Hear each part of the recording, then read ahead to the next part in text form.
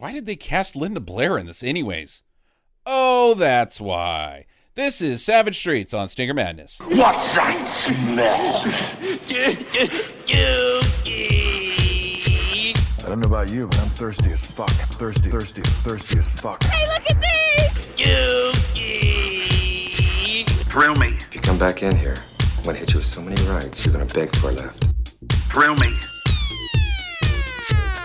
Beg for a left. Thrill me. Hey, look at these! No more hangers! It stinks. Hangers! Get to the chopper! Stinker Madness. Hello, welcome to Stinker Madness, the podcast about bad movies by bad movie lovers for bad movie lovers. I'm your host, just Justine. There is Samuel and Yaki here. Oh my god. You suck, dude. Jacqueline. How do you say Jacqueline in Spanish? in Española? Espanol. Asking a room full of people that don't speak it. True. Jacqueline. Yeah, probably. This episode is sponsored by our supporters on Patreon. Thank you guys so much for everything you contribute on a monthly basis. I'm sure that without you, we wouldn't have a home. Jackie and I, we would be living on the savage streets.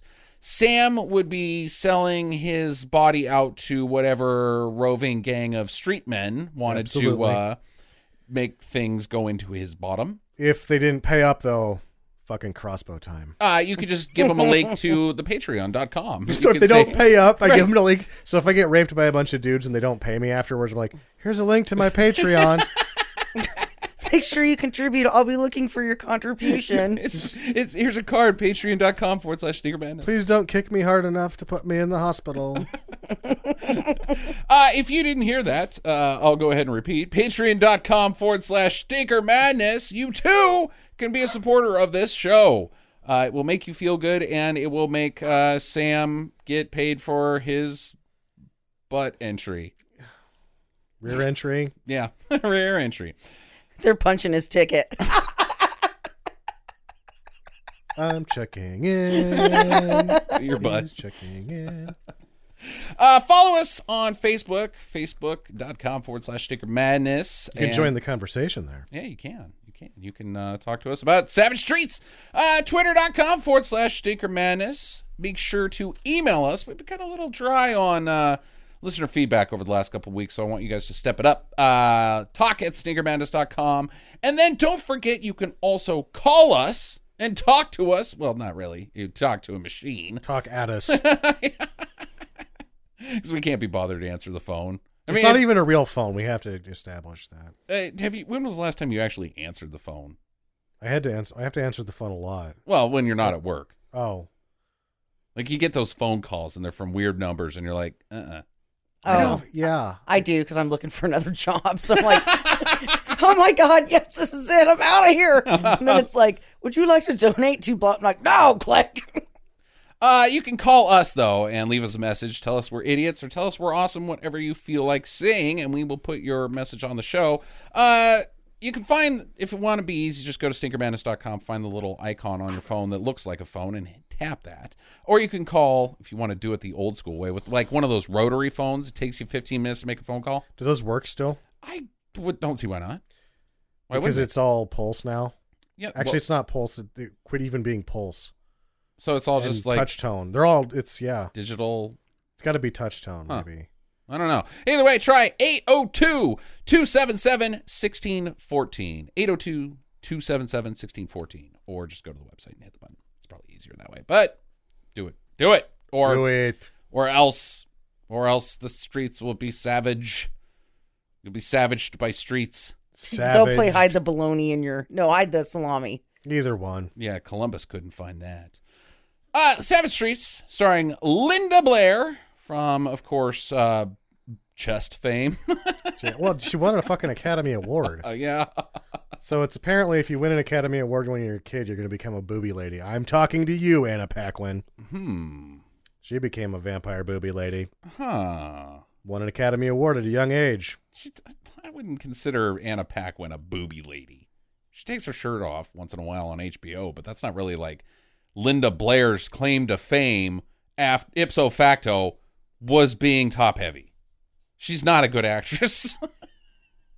Really? Really, Yeah, really, she's really. terrible. She's awful. I have never seen her. I've seen a lot of Linda Blair movies, and I have never seen her deliver a line as an adult. Not one time. I can't think of one. Yeah. I just thought about it. In fact, I read about this film. The TV Guide said this was her best performance since The Exorcist. Not that that's saying much. Exactly, yeah. The TV Guide also gave it 1 star. Well, if I get my TV Guide, my movie information from anywhere, it's usually TV Guide. I give this movie a double D. Oh, I wrote down her name, LIN-DD-A. Right. I like that at the very beginning they like have her in sunglasses and like she's supposed to be edgy, and it's like, you guys don't need to do any of this. When you rolled her out without the bra on, that's all we noticed. Right. That's anybody We're just paid like attention to. Headlights on. Yes. Yeah. Linda Blair's boobs. Wow. Whew. They're nice. They're top 10, Jackie. These are history's finest bosoms. Right. And they're a top 10 in that, I think. I mean, she's in there with Salma Hayek and I'm sorry, I lost myself at Salma Hayek, you're like number 1. Okay, wait, what? Desperado is a better movie than a song. Yeah. Who else is in this? John Vernon. He's awesome. John Vernon. I could have gone for more John Vernon. Yeah, the problem is you put more John Vernon in, the acting discrepancy just gets wider and wider. Oh, absolutely. I wonder about like how you're somebody like that other than The Outlaw Josie Wales and a couple other movies, John Vernon really didn't have a great career yet. He worked. Dirty Harry. Yeah, he worked well. Like apparently Eastwood liked him, right? Yeah, right. So he worked consistently, but it's like he's a very good actor. He's a super good actor. And he didn't ever really hit it big. And even Hey, go fucking Iceberg. Right. Yeah. He probably ad-libbed that. Right. Yeah, and they were like, "Oh my god, thank God somebody can deliver a line in this movie." Even if he is making it up and it doesn't make any sense. Yeah, we're gonna use it. Linnea Quigley is back. Yeah. Again. Stinker staple, Linnea Quigley. She's very rare non-horror movie appearance. Yeah. Was That's this about it. not a horror movie? No, it's a revenge movie, Jackie. That's if you're gonna say a revenge movie is a horror movie, then every single ninja movie ever is a horror movie. They're all revenge movies. Every single Shaw Brothers movie, revenge. Basically anything coming out of Japan, revenge. I don't really know if Hanzo was revenging anybody. He was just killing people. Because he liked it. We are not allowed to talk about Hanzo the Razor on this That's podcast. Dubbed, edited for content, this podcast. Yeah, but so I wouldn't consider it a horror movie. It's just a violent revenge movie. It kind of makes me wonder if that's the way that things really were in the 80s. We were there. Yeah, but we were on the nightclub scene. But you see a lot of Well, that speak though. for yourself. And I was a popular child at Studio 54 in the 80s. oh, I got passed around. did you make any money? Well, patreon.com/cigarette. Yeah. If you want to make it up to Justin's butt. Yeah, Mike Myers. Hell, just trade us for a carton of cigarettes. Patreon.com, it does that. What are you talking about? What it was like in the 80s? Well, if you really watch a lot of 80s movies, which we do, right? Right. Sure. Women are objectified. Absolutely. You could just grab women anytime you want, Right. Okay. like in this movie. Well, Or any Al Pacino movie. any sex comedy from the 80s as well, for sure. But this is a little bit different than what I think you're talking about, where you're talking about like the films like Tomboy and Teen Witch, where the good guys could grab women and it was cool. It doesn't really matter whether you're a good guy or a bad guy. You shouldn't be doing it. Right. But it seems to be very socially acceptable just to grab waitresses, give them a little honk on the boob, decide that she's not for you because her tits are not big enough, and let her pass. This town, which is just LA, is easily the least repercussions town I've ever seen. They should just label it L.A. Come here. There's zero repercussions for anything. Any actions? None. Good grades, bad grades. Being a rapist, being a murderer, being not paying your taxes. Sure. Showing up at the high school? Yeah, it's optional. There's no repercussions. Who cares? Yep. Sort of. They get pretty loosey-goosey with the rules of society in this film. They do.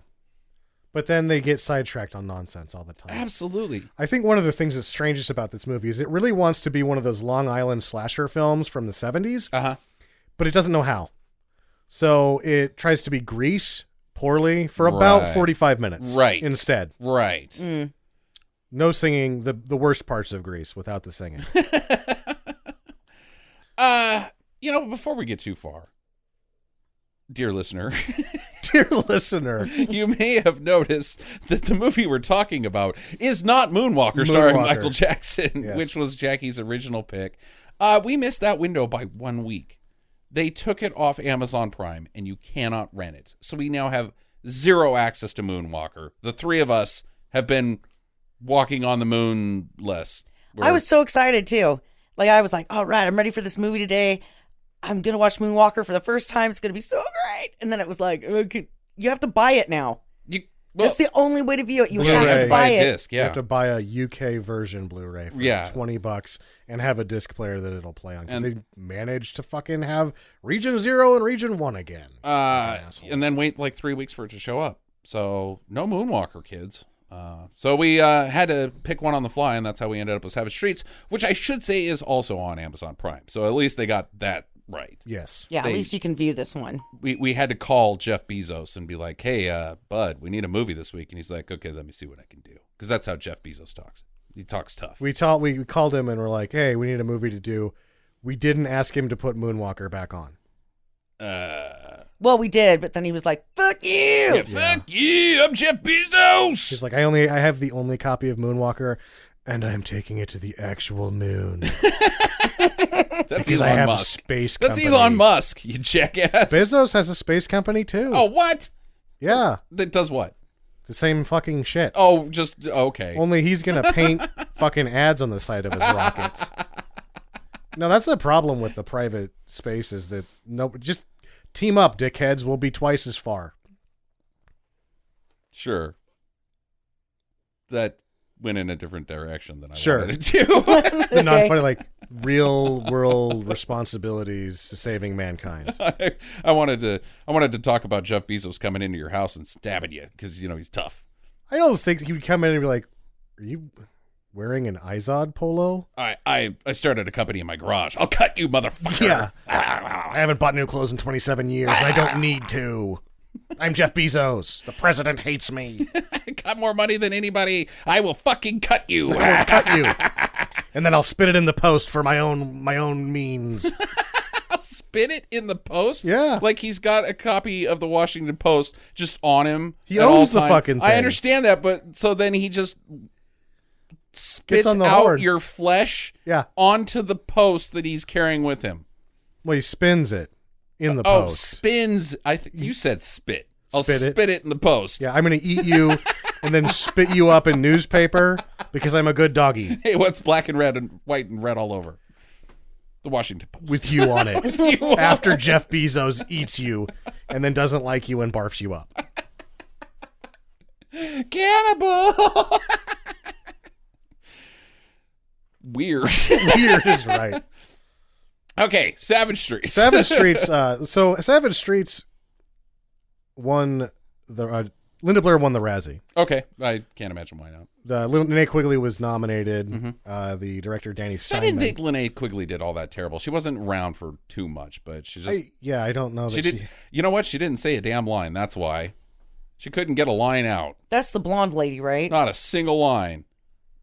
Not one line. No. Could she even say? Blame the screenwriter. Because her character's deaf. She doesn't have any lines. Yeah. How can you nominate somebody for not having any lines? I mean, that's weak. That's fucking weak. Sauce. I don't think it must have been a thin year in '84 because this thing isn't that bad. Yeah, it's not good. No, but it was nominated for the 4, only won the 1.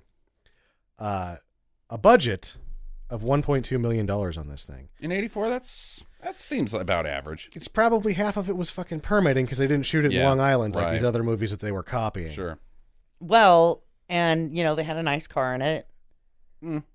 And, they had to pay for the bear traps and the arrows. Yeah. And those things are not cheap. No.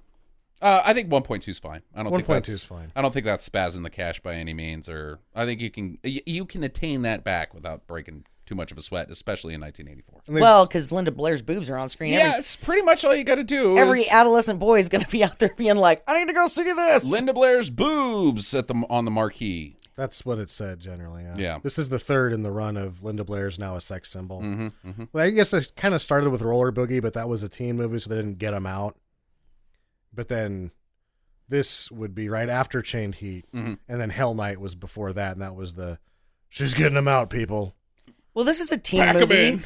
They're supposed to be in high school. Right. But the Roller Boogie is much more of a what your parents want you to go see. Oh, I haven't seen Roller Boogie. So. Yes, you have.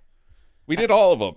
They made it out on the dumpster, remember? Oh, God damn it. Yes, Skate Town that's USA right. is the only one we haven't seen yet. Yeah, there you go. Yes. Okay. Yes, I remember that. I thought it was awesome. Did you find out what it made back, Sam? Unclear. Limited release. There is no return information on this thing. Really? Not Box Office Mojo. The numbers doesn't even have it. Huh.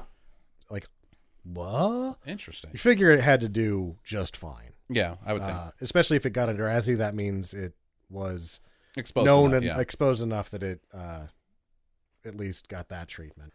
If anybody remembered the name Danny Steinman, should be interesting. don't. We just did his movie a few weeks ago, I Oh. believe, Friday the 13th, Part 5.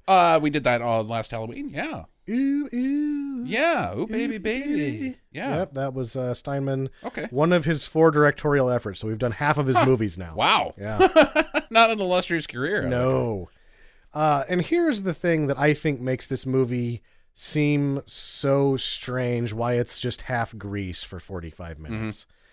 They had to cut 24 minutes out of it to get an R rating, so they had to put some other shit back into it. Because it was always going to be 90 minutes, but this thing was rated X until they took 24 minutes. That's a lot. A lot. That's a lot on the cutting room floor. Why wouldn't you Yes. just let it be rated X? That was a death sentence at this time. Yeah, absolutely.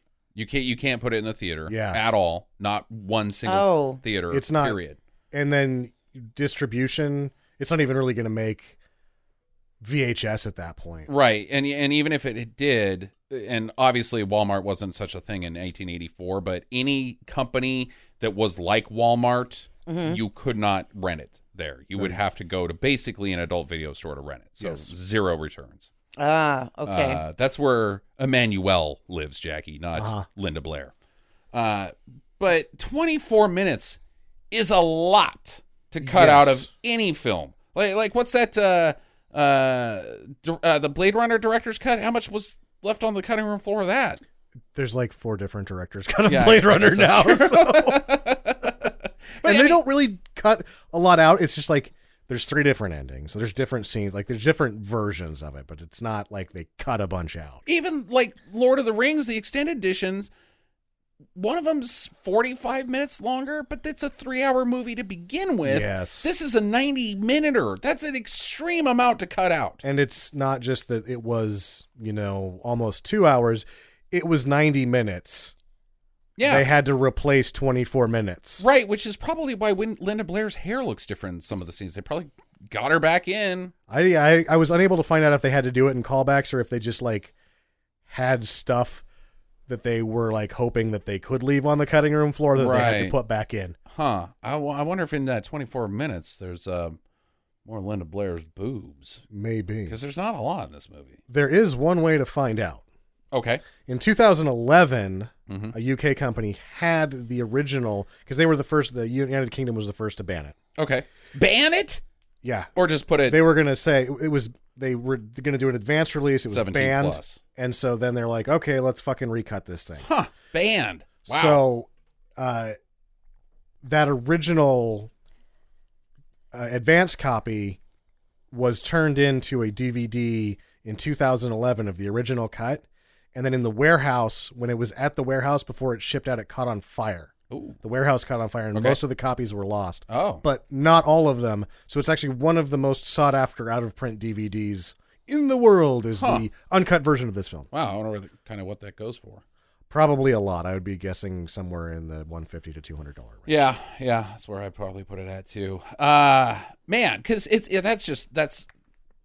that's a lot of information for me to process. Because, well, spoiler alert and listener disclaimer: if you are not a fan of movies where there is a scene of rape, then you're probably going to want to skip this episode.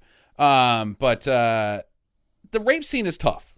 It's not happy. Depending on the reports of the 24 minutes cut, like 7 were that rape scene. Okay, yeah. That would have been tough to watch for 7 It more would have minutes. been really tough to watch, and I think it's tough to watch in general. It's not like, and you have to be careful how you put this. I mean, because there's other movies where obviously there's implied rape and there's it cuts away. I think that this is not exactly what's that Jodie Foster movie where she gets on the pinball machine. But Contact? No. Nell? Yeah. It's not that, but it's not fun. It's not pleasant, and it makes you feel uncomfortable viewing it. So they did a good job there, but 7 minutes, if you add 7 minutes to it, are you accomplishing more of your task? Like, wow, these guys are bad guys. I don't think so. That's odd, because if we go back in time to our Halloween episode, remember what movie I was talking about got heavily cut for gore? Danny Steinman's Friday the 13th 5. Happened to the fucker twice. Wow. He wanted to make some super gory movies, and the world said, no, Danny Steinman, you can't. You just can't do it. You get to be relegated to being done with your career in 1985. Pretty much. Yeah, that sucks. 24 minutes. That's a lot. Anything else we got on this job? Not on this job, no. Okay, Jackson, do you do any research this week? Oh my God, really? I never do any research. I don't even take notes when we're watching the movies. Jackie, let me ask you this. Had you ever seen Linda Blair's Rack before? No, this is the first time. Yeah. Well, we've only got the other 2 movies, really, and it's not like she's got a subscription to Playboy. Which I thought she was in Playboy twice. The first time was was pretty much when they were shooting this. It was the 83 that it came out, so. And then after that, I thought she did it again. I got a Linda Blair fun fact. In 2005, Katrina. Sure. Kind of a big deal. Linda Blair went down there personally, not like... Saved some people by putting them on her back and using the D cups to float them out of the flood. Well, hey! You might be onto something, but it wasn't people. It was doggos. It was lost dogs. And we just went through that with that other hurricane. What was that called? Hurricane Trump. Hurricane Trump. That's what it was. This one that I had that pledge drive and I raised all that money and I totally forgot what it was already. Right. Nice. Talk about getting out there and doing the good work, me. No, the one that went through Florida that I can't fucking remember. I can't remember what it was called. There was all those shots of the homes where people had left their dogs behind, which was just like, fuck you. Are you fucking kidding me? It takes 2 seconds to grab that fucking dog and put it in the car. But apparently, I mean, obviously in New Orleans, that place was wiped out. She went down there and saved 55 dogs her fucking self. Yeah. So her bro stock is pretty good with me right now. Bra stock's always been pretty Her good with bra me. stock is top notch. Yeah. She's probably number 2 to Selma Hayek. She busted the Dow Jones index in bra stock for sure. I wonder if she sells her old bras to Japanese businessmen. Probably not, Jackie. That's weird. Japan would be bankrupt if that was the case. Just one of them would cover the entire country. Yeah, because they're big. Yeah. Oh my God, no. Yeah, man. God, I have a hard time thinking, really, honestly, past those 2. Those 4, really. I mean, who would be number 3? Linda Blair. We ready to dive into this? Believe so. Okay. Jackie? Yes. Okay. There's this dude. His name is Vince. He's kind of a Gomer boy. Sure. It seems like he's got kind of a rough dad who also seems pretty strict about what Vince is allowed to do and do not. I don't know. Being home at 11 because it's a school night is not really that strict. It's not at all. This was a school night and his curfew was 11 o'clock? Oh, that's not strict at all. No, and then later in the movie, we see him being pretty not strict, too, because she shows up and she's like, can I come in? He's like, yeah, sure, whatever. Yeah, what the fuck? I've been drinking all day. Yep.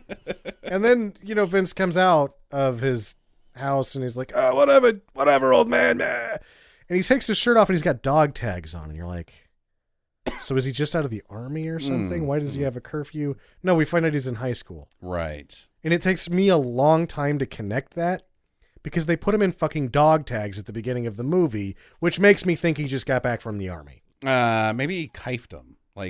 Because within seconds, we find out that he's part of this group of 4 guys who are ne'er-do-wells. They're the street toughs. They're not even toughs. They're a drug gang. They're called the Scars. Okay, yeah, they run the dope. What kind of dope? I don't know. They run cocaine. They run cocaine. Okay, all right. Which I don't even take notes and I know that. Jesus. How the fuck are these guys getting their hands on coke? And who the fuck are they selling coke to? Only the one kid who doesn't like to pay up. That's like half of the plot of the movie. Right. Yeah. That's why they can go to the high school, because the kid owes his money. Coke's had its ups and downs. It has. As far as society, but I'm pretty sure in 1984, Coke was a pretty big deal. Yeah.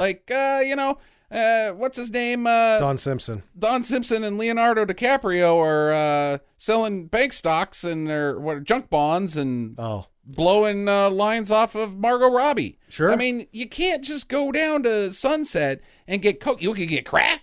No, I bet you could go down to Sunset and get blow. Well, not good blow. Yeah, do these guys look like they've got good blow? No, you get crack. They're selling crack.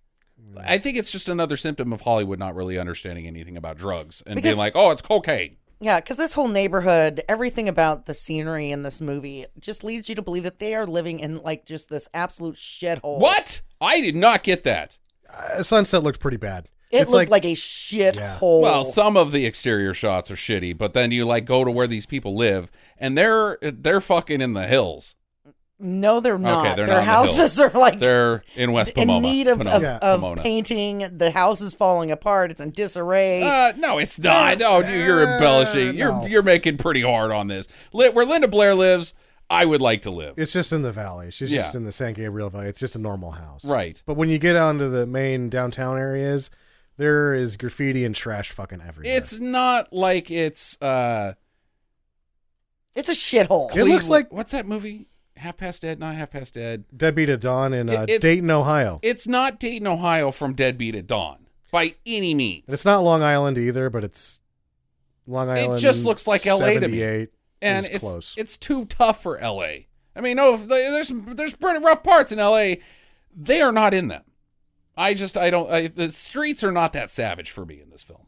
Well, if they went to the actual savage streets, they'd never make it out alive. Right. Yeah. You got fucking just down the way. You got Inglewood and Watts. Watts is right in there, and South Beach.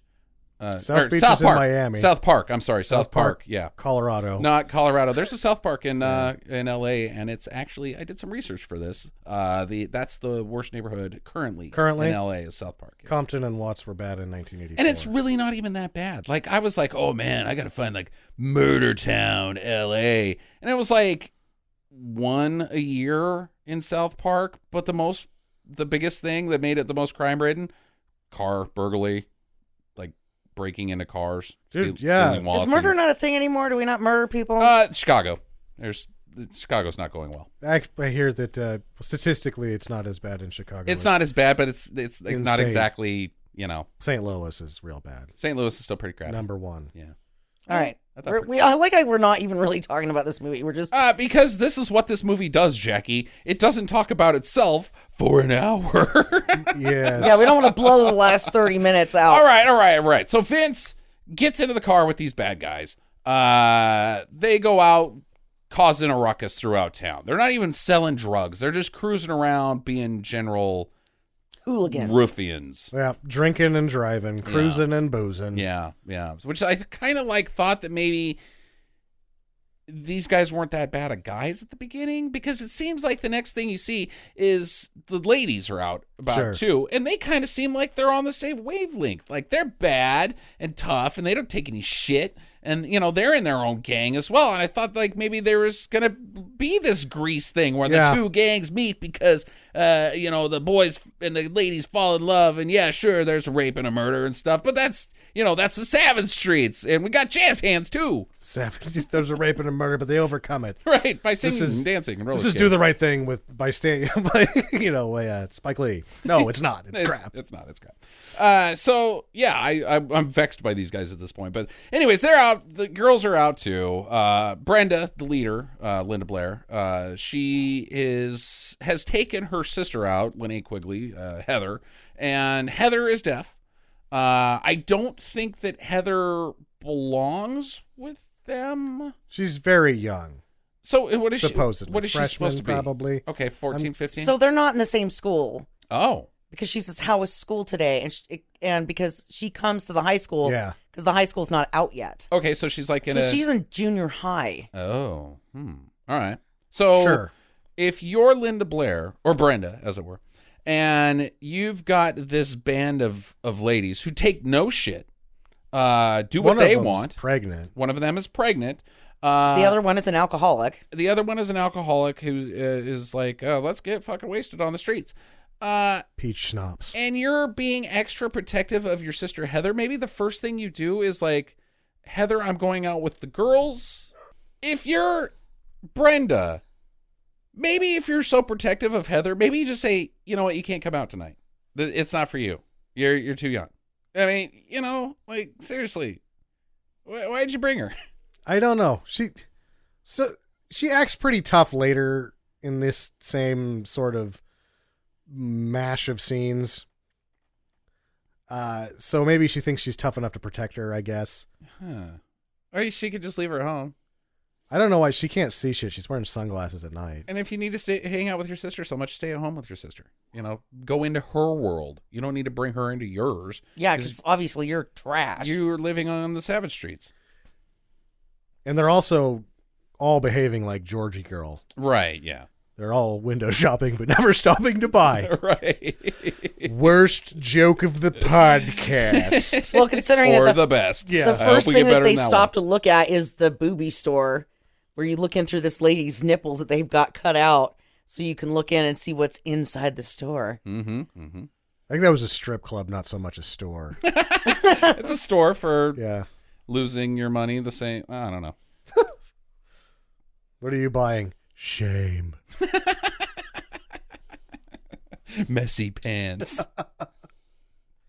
So the tough dudes, they spot the ladies walking around, and they almost run over Heather because she just falls into the street.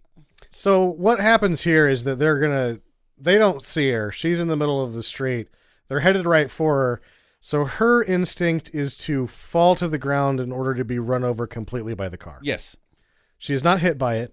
She doesn't dodge it. She sees it. And lays down. Maybe she's just really polite. Like, okay, let me help you with this. She's like, thank God I've had to hang out with these assholes for an hour already. Yeah, maybe she's wanting it. She's like, you know what? I'm done. End me. Have you met my sister? Keep going. Have you seen her rack? Have you seen mine? Yeah. I must end this. Yeah, Linnea Quigley is not busty in this film. No. I thought she always was busty. How about that? But she's busty for somebody who weighs 78 pounds. Yeah, I guess that's true. So Brenda's like, fuck off, fuck you guys, fuck off, fuck your dicks, fuck your face, fuck you fuckers. Uh-huh. And they're like, what? Okay, bye. Yeah. Sweet. Yeah, Razorblade's like, some other time, Brenda. Yeah. They know each other. Shouldn't the movie have started here? Like, I mean, can't we get into this now? Like, because we're like 15 minutes into the movie so far. There seems like there's some pretty bad blood between these two groups, and like maybe things could escalate pretty quickly, and then it becomes a revenge movie, but it doesn't. Perhaps this is another symptom of the cutting room floor. Uh-huh. Because later they are wearing matching gang jackets and they have a name. We are never really solidly delivered the idea that this is a female gang. Yeah. It is. Right. Ex post facto, if you really sort of read about it and then kind of put things together. But They're right not- now, you cannot fucking tell that. Yeah, they're not the pink ladies. They're the red satins. I think it's supposed to be Satans, but they're wearing red satin. So I'm calling them red satins. Red satins. Tough. Yeah, and then these dudes, they go over and assault this dude who doesn't pay them ever for cocaine and get his girlfriend's boobs out. Mm-hmm. And she doesn't really seem to, like, care. Well, the She's one guy's too just high. like grabbing her boobs and massaging them. She's like, They shove the one guy's face into the boobs. Vince. why did I get these big fake boobies? She does not seem like she does not even fucking care. Uh, She's like, there's more coke, right? It's Yeah. Tuesday. And then that's over. Like, okay. I guess that's just And scene. established that they're coke dealers. Yeah, we got to solidify that this gang is drug dealers. Why can't they just be bad guys? I get Because that's two 1950s, Justin. because this was made in LA in the 80s and that was synonymous with bad guy as drug dealer. Right. That's Which what fucking pisses me off. well, this is Why different can't- time. No, they could just be bad guys. They can just be bad guys. And this whole situation gets completely fucking out of hand. And they escalated. And then the Red Satans escalated. And then it just blows up into this whole fucking gang war type thing of them being dipshits. Yeah. That's what this... Oh, God damn it. Okay, so... I think we're then rejoined by the female gang that we don't realize is a gang yet. Uh-huh. And they decide to Engage in criminal behavior. fuck with the other gang's car. Right. By stealing it. Steal their car. And then they go gallivanting around town, laughing and giggling and drinking and driving. And Yeah. so who's the good guys at this point? Because the only thing you're telling me, movie, is that these other guys do sell cocaine. And that's the only difference between both sides of this movie. And in a town riddled with crime, Jake just leaves his keys in a classic car. Right?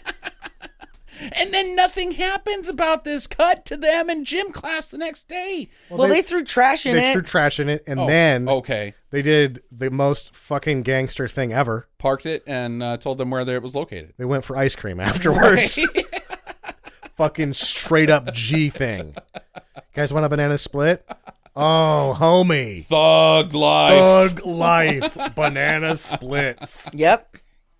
And yeah, whatever happened with the car? It got nothing. They Nothing. took the trash out of it and drove it around more. And then here's your car back, guys. Here's your car back, guys. I left the keys in it just like you did. I put some gas in it. Yeah. Oh, Jesus. Put $5 in the tank and a dumpster full of lettuce in the back seat. Ho, ho, ho. Dumpster full of lettuce. There was, There was lettuce all over the car. It's like they went out behind a restaurant and used that dumpster. You know, it's Probably that- Vince's work.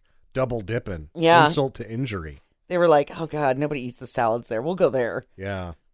So, yeah, next day at gym class, which is just the busty ladies pan and scan, basically. It's like aerobicide here. It isn't even aerobics, though. The gym teacher's like, Oh, it's the worst.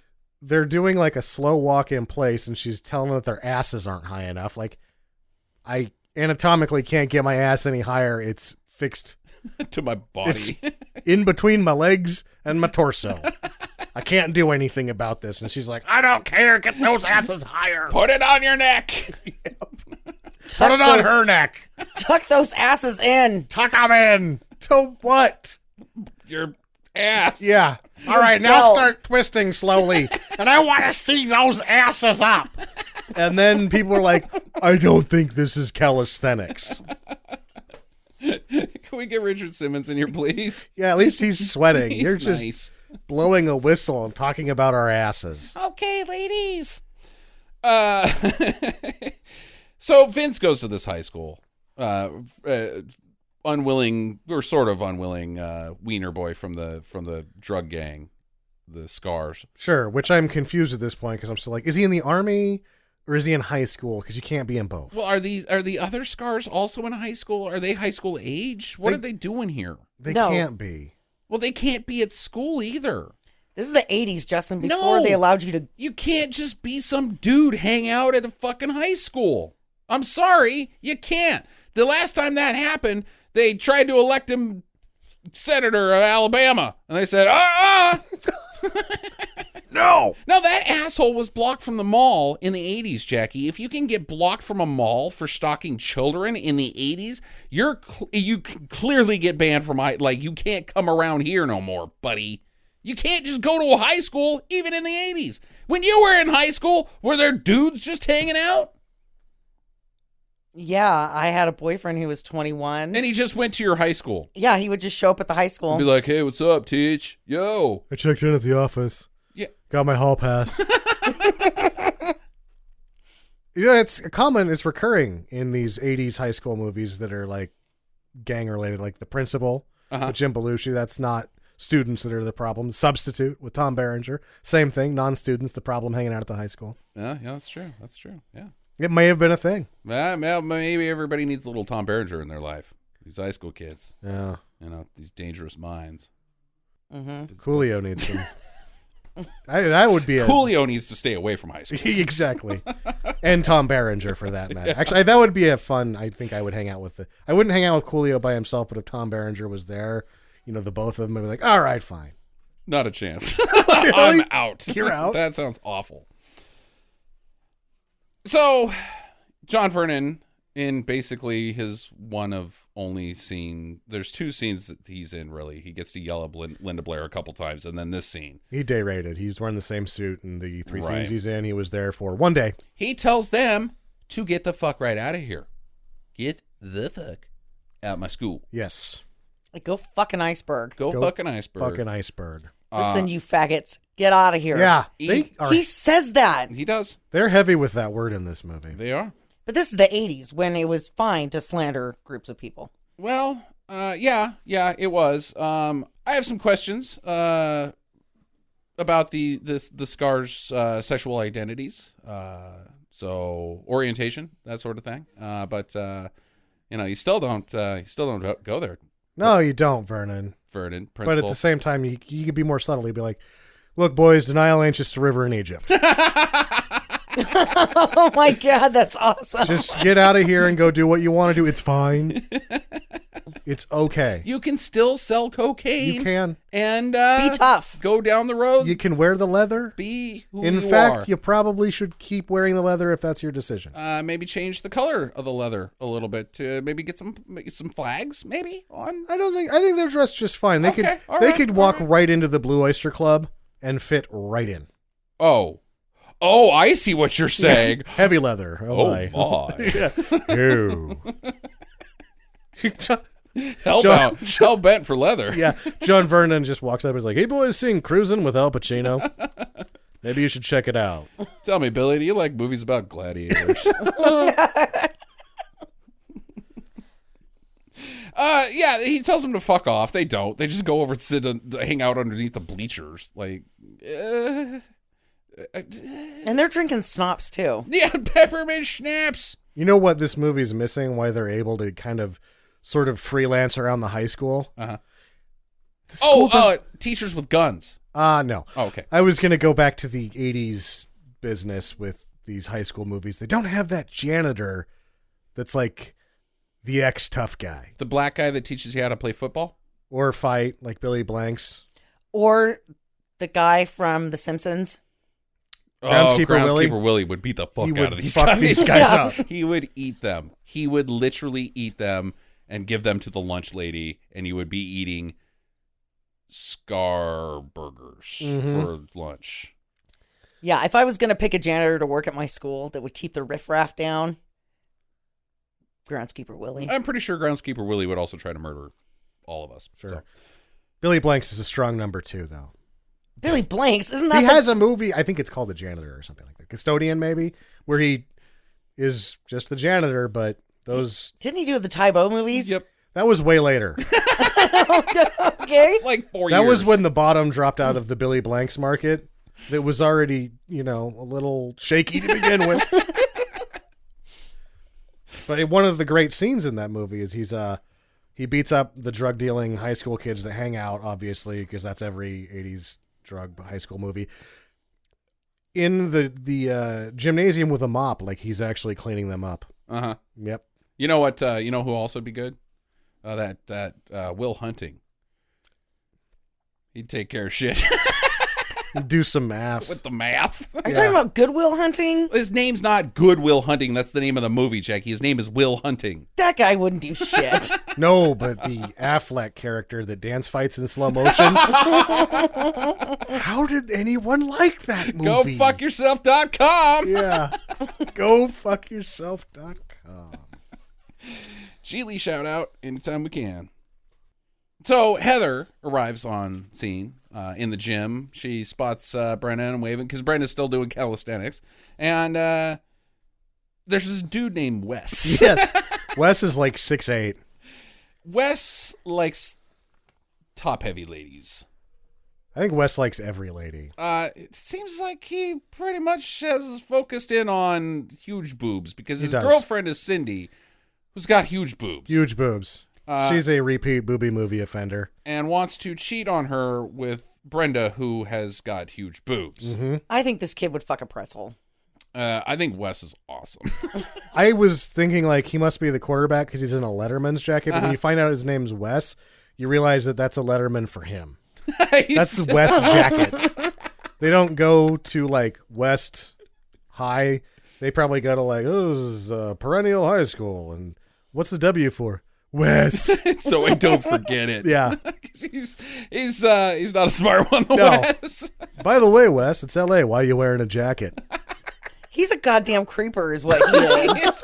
Yeah, but he's a doofus, Jackie. He is a total doofus. He comes in there and is throwing some game, as it were, towards the lady. Vibes out, like, hey. Yeah, check me out. I'm 6'8". Well, he puts his leg up to show off his balls. Right. And something sticking out of his. Yeah, his shirt is pulled through his zipper. But his shirt is not that color. So it's his drawers. Yeah. Yeah. And so he's a total buffoon. And they're like, ha ha ha ha ha. Look at your zippers down. And he's like, he turns around, zips it up, and then he turns back around and tries to play it cool. Like, you got me, ladies. My zipper was down. Mm-hmm. That's a cool guy. That's okay, though, because I'm still just going to vibe it. Yeah, I'm just vibing it, chesties. Yep. Puts his leg up, letting that ball smell kind of drift in. Maybe it'll attract somebody. Not everybody has ball smell, Jackie. Wes has ball smell. Yeah, you're right. Sure. Yeah, did you see how tight his pants were? He's got some ball smell going. Wes is my favorite character in this film. But Cindy, his girlfriend, she's not having it because she comes in and she's like, dude, are you kidding me? If you're going to oogle somebody, make sure it's not fucking Brenda because I hate that bitch. Uh-huh. Cut to my favorite part of the film. Shower time! Because we haven't seen tits in about 8 minutes. Yeah. And this is arguably one of the chock fullest shower times. This is flirting with an X rating on its own. Yeah. There is 30 naked women. Quite a lot. So I got a question for you. Uh-huh.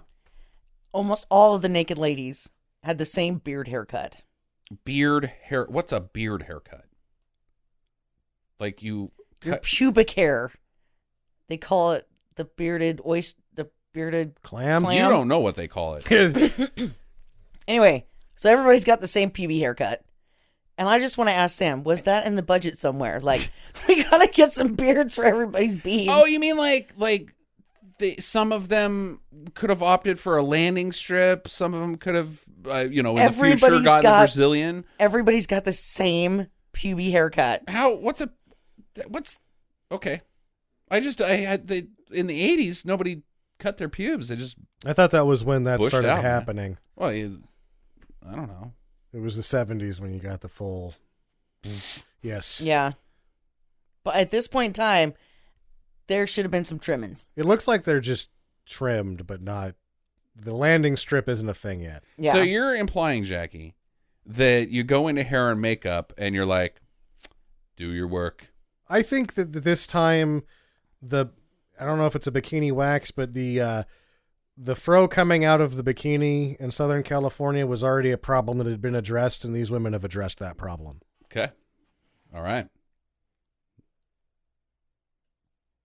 Yep. I think from here on out, I'm just going to let all of my pubic hair grow.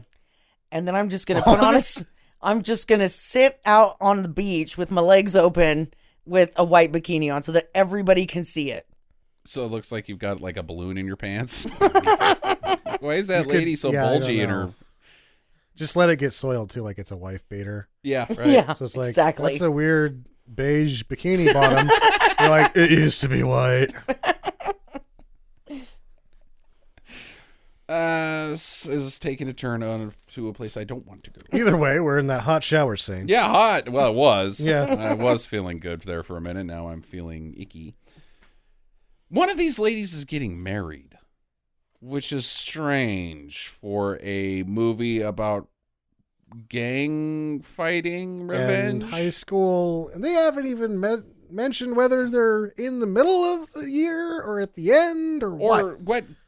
If they're seniors or where they are. It's just, hey, you just panned over from a bunch of huge-breasted women to me talking about getting married. Okay. Yeah. Meanwhile, back in the gym, Heather is telegraphing her fate to us. She's too young. She's too innocent. She's too filled with the joy of being a child to not end up with a horrible fate in this movie about revenge and gangs. She's got talent. She's going to dance. You're like, wow. She's going to transcend all this. She's going to make it out. Leave all this behind. All this horror of bad a teachers, normal town, yeah, kind of, with some assholes in it. And topless ladies. Okay. So sure shit, one of the dudes comes in, starts like, hey, you're cute. Let's kiss. You ever kissed anybody before? Let's kiss now. Because as we all know, rapists love kissing. Kissy rapists. Yeah. Well, here's the deal: is that at this point, they're sharing this moment, and it seems like they're in there for a while together. Because she's teaching him sign language or some shit. And all I could think was, okay, so is this going to turn into like a Romeo Juliet type thing where they... Right. Would have been a better movie. It would have been a better movie. If there was like another gang or something. Oh? Like they fall in love. Why do we but need then another? Jake is too much of an asshole. Never mind. I mean, that movie does exist. It's just called West Side Story. But... Yeah. Yeah, there's a very weird vibe. Even when we were watching it, I was like, they should fall in love because it was really working. Like, they had this strange thing. And the other deal is that the blonde guy, I don't remember his name, but him and Vince are sort of shaky on being in the gang to begin with. Right. They're like, the guy that looks like Joe Piscopo, he's definitely in, and Jake the leader, there's no turning back for this guy. Right. But you're not really sure about this fellow yet. Yeah. And then he makes an odd psychological turn towards the end of this scene. Right, towards kissy rape. Meanwhile, back in the shower time, they're fighting. Cindy and Brenda have picked a fight with each other. In the sort of shower area. Sort of. I thought this was going to get real hot. I also thought that maybe it was going to actually turn into fighting. It didn't. It did. There was no fight. Oh, yeah. The two chicks behind just start fighting. There's two naked chicks that are like, that's not fighting, you stupid assholes. This is fighting. And they start beating the shit out of each other. And you're like, hey, camera guy, you're missing what's actually, the fight is behind these two idiots. What Go was to their that deal? Yeah. And then the gym teacher comes up and she starts breaking up the people that aren't fighting. I was like, hey, the real fight's behind you. Yeah. They're kicking the shit out of each Those other. naked ladies are really going at it. They are going to town. I don't know why. Which leads me to my very first problem about this movie. We've all been in high school. We've all been to the gymnasium locker rooms where you shower. How many entrances are in a locker room? Themselves, two. Two? One to the emergency exit out there's back. an emergency exit. One and into the then gym. One to the gym. Okay, so there's one that goes into the gym, and then one that goes the emergency exit. The emergency exit is used for emergencies. I guess. I would think that they could only go one way, which is out. They Sure. would be locked the rest of the time. Otherwise, you could just sneak into the girls' locker room whenever you wanted to, right? Yeah. Yeah. So Well, in order for Coach Z Homestar shout out.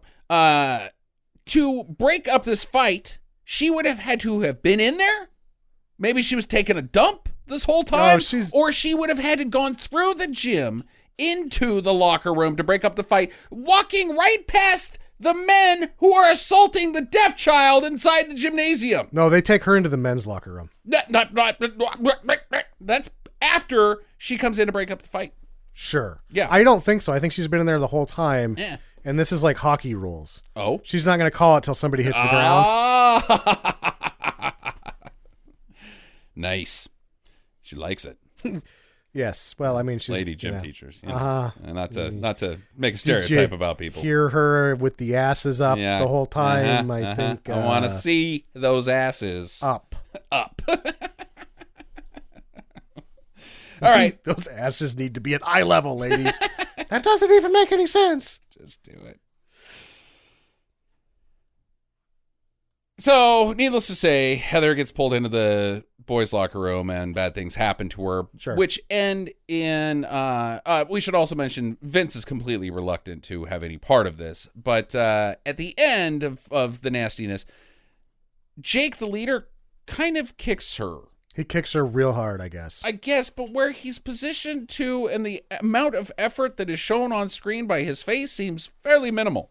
Like, Looks like he kicked her in the shoulder. Yeah, I don't know. I don't know what goes on here. But the next thing we see her in the hospital, pretty bandaged up. They don't know what's going to happen. Yeah. What's the prognosis, doctor? Anybody? Jackie, why don't you take prognosis? What happened to make her be completely covered head to toe in bandages? Concussion? So he kicked her in the head?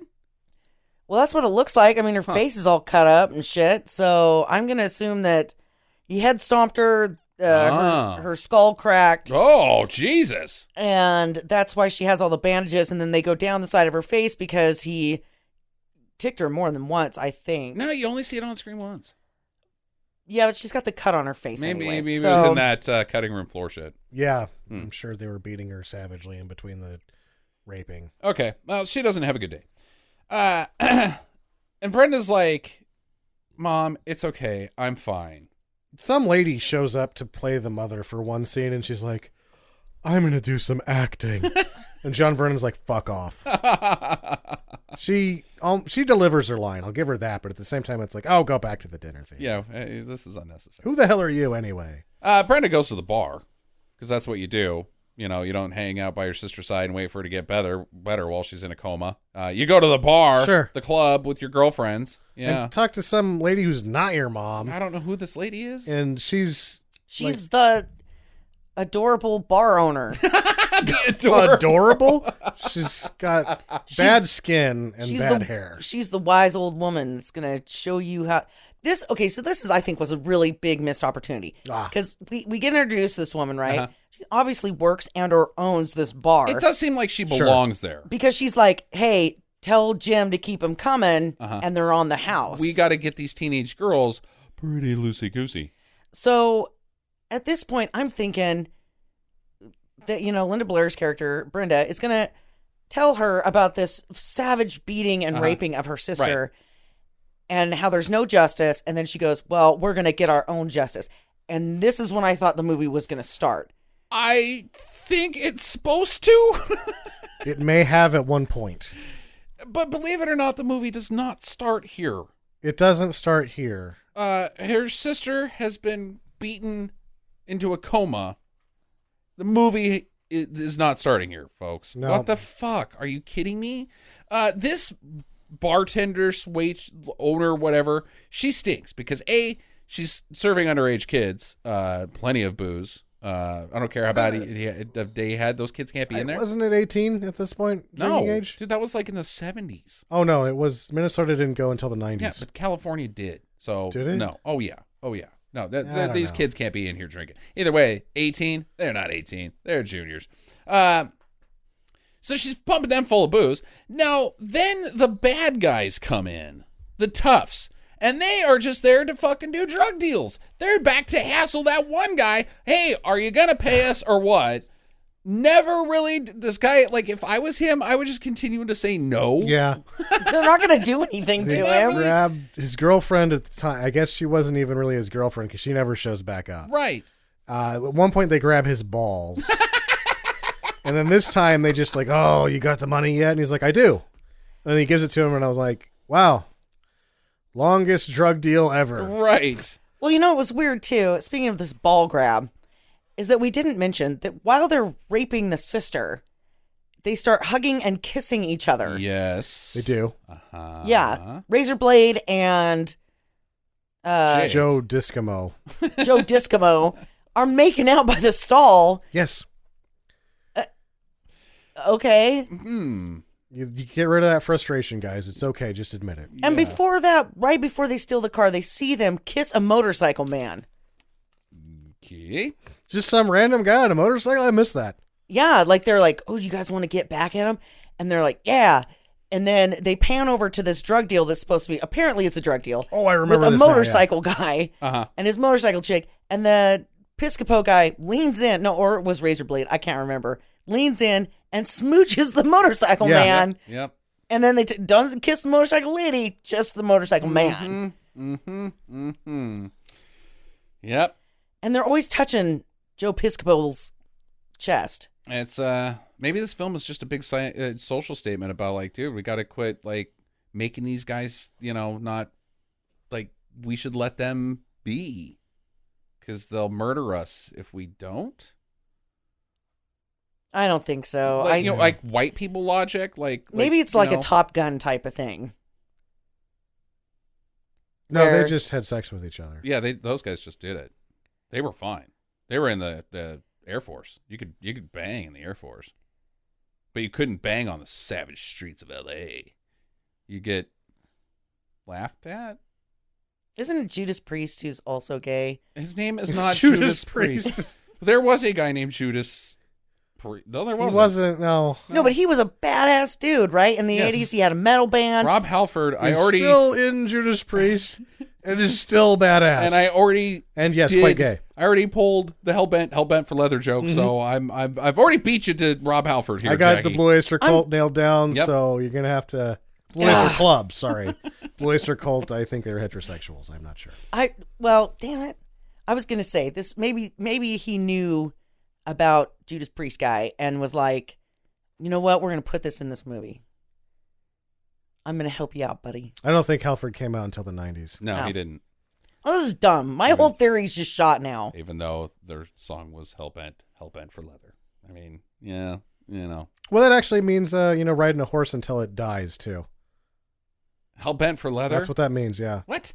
Yep, you're killing your horse. You're riding it so hard. That's what hellbent for leather means. Leather's made of cow. You can make it out of horses. Huh. I learned that not a year ago because somebody said it while talking about a basketball game, and I was like, no, sir, you cannot say that in sports. So I had to look it up, and I was like, oh, no, I guess you can. But he should really pay attention to, time and place. More people know about Judas Priest than that saying from, the 1800s. I don't think that's what Rob Halford was talking about. No, I don't think it was either. Anyways, these guys would be much happier, and the world would be a better place if they just told each other that they loved them. So back at the fucking bar, they come in, they do this drug deal, they start assaulting the soon-to-be wed. They assault the waitress first. They assault the waitress. There's no bouncer at this place. They then proceed to have a giant fucking bar fight over this soon-to-be wed red satin. And the bar owner doesn't do anything. The band just keeps playing. And there's teenagers fighting with knives. Yeah. Well, I think the band has been here before. They know that they got to keep playing. I also really... It's like Roadhouse. Yeah, I kind of want to talk about this band because it's like the bass player's playing his bass upside down. Right. Rather than left-handed and restringing it. And you say playing. Yeah, nobody's actually playing. Nobody's playing. The bass player also has like a star painted on his cheek, and then everyone has mascara except the guitarist. Right. Oh, and like eyeliner. cool. And eyeliner. Yeah. And so the drummer looks like he's like, fuck John. Fucking asshole. I wouldn't wear I was only wearing the eyeliner because everybody else was. Like the drummer seems out of place. Yes. He's like, I should be in a different band. You know what else seems out of place is the vocals, because you hear the soundtrack and there's a guy singing, but there is no shots of a guy singing in this band. None of them sing. None of the performers. Instrumental things line up to the sounds No. either. They've got a microphone, but nobody's using it, right? Yeah. That's weird. All right. The dudes run away. I guess it's over because the next scene happens. Like, the cops don't show up. There's no repercussions. Linda Blair, I guess, stabs him in the back of the head, which later turns into the front of his face. I don't even know. The gal that's getting married slashes him unclearly, and then later we see he has a mark on his face. Yeah. Next day, they don't even have any, again, no repercussions. No even emotional repercussions. Like, wow, we almost all died last night. Because the next fucking scene is Richie, the soon-to-be husband, writing poetry about getting his dick sucked. Sure. In poetry class. Disco's dead. Good one. Yep. Disco sucks. Punk is dead. Rock is good, so give me head? Something. Yeah. Yeah. Yeah. And his teacher's like, cool, let's break this Well, blowjob poem down. Yeah. I mean, but at this point, you're oh God. I mean, it's the 80s and you're just kind of like, you know what? Fine. Okay. If this is what I've got to work with, I would probably do the same thing as a teacher. I'd just be like, okay, fuck it. You know what? I got to get this lesson taught anyway. So here we go. And it seems like none of them even know what a blowjob is. They all know. No, because they're like, she seems like she doesn't really know. Something to do with sex. There's some, I heard like some voiceover guy in the background go like, I think it means doing it. Yeah. So these teenagers don't really know, Jackie. They're too innocent while stabbing gang members in the back of the head. And they know. They don't, because they said that they don't. The movie tells us. You're just assuming that they do. Well, the lady goes, I'm not sure I should tell you about this, Mrs. Clark. And she's like, I can handle it. Tell me. She's like, The teacher's like, I know what it is. Bullshit. Damn it. I can start a leaf blower. I was in Barbarian Queen. Yeah. Well, but that wasn't Lana Clarkson, was it? No, it wasn't. Okay, It was all somebody right. else. There's everybody in this movie is a frequent offender of the booby movies, and it's like, okay, why you got them in here if you're not going to get them out? You just more boobs. Well, speaking of boobs, now it's party time in class because poetry class is over, so they have a big wild party in the middle of in between sessions of class, whatever that's called.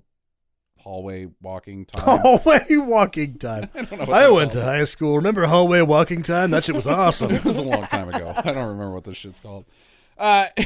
Brenda and Cindy are back at it. They are doing their thing, giving each other evil eyes, talking shit, calling each other the C word. And then it ends up with them fighting to my favorite rules. Mm-hmm. These are wins... Or the loser is the first one to lose their shirt. Exactly, yes. These are not the Marcus of Queensberry rules. No. In Cindy's defense, Wes had went up to Brenda and was like, I really like you. He's such a mouth breather. I really like you. And she's like, go away. I don't like you. You're just like an explosion. I never know what's going to happen. Cindy, take your grody-ass boyfriend and get the fuck up out of here. Mm-hmm. And Cindy's like, not my man. He's not gross. Let's take our shirts off. Or at least mine. At least mine. Cindy's got big boobs, too. Yeah. So apparently all clothes in the 80s were made out of crap. Yeah. Or were they? It depends on what you define as their function. Yeah, exactly. Coming off is my favorite function. If you realized that Don Simpson was secretly one of the greatest fashion designers in the 80s, all of the women's shirts were breakaway. Right. All right, so Brenda gets suspended for this behavior again, probably. So now they've got some time to do stuff. They've got she's open. Her schedule's wide open this week. I like that she says right after she gets suspended, she's like, "I'm never getting out of here." I was like, "You just got suspended. You are officially out of here. Let's go get ready for a wedding." What? This oh is yeah, a revenge gang movie. Gang movie? Oh, okay. Well, and we learned that the friend is pregnant. Okay. And that she's only told Brenda. All right. still doesn't help it fit in this film, Jackie. No, it's not. All right, so she goes, and they're getting dressed at the bridesmaid, whatever, the parlor. What is that? Bridal shop? Bridal shop, sure. Yeah, whatever. A wedding dress store? Yeah, I got married a long time ago. I don't know what that's called either. It may have just been somebody's house. Yeah, probably. Yeah, but the toughs have followed her. They're like, yeah, okay. We're going to do something to her. Because she cut my face. She cut my back head. My beautiful, well, no, I'm not very good looking. Yeah. That guy is fucking hard to look at.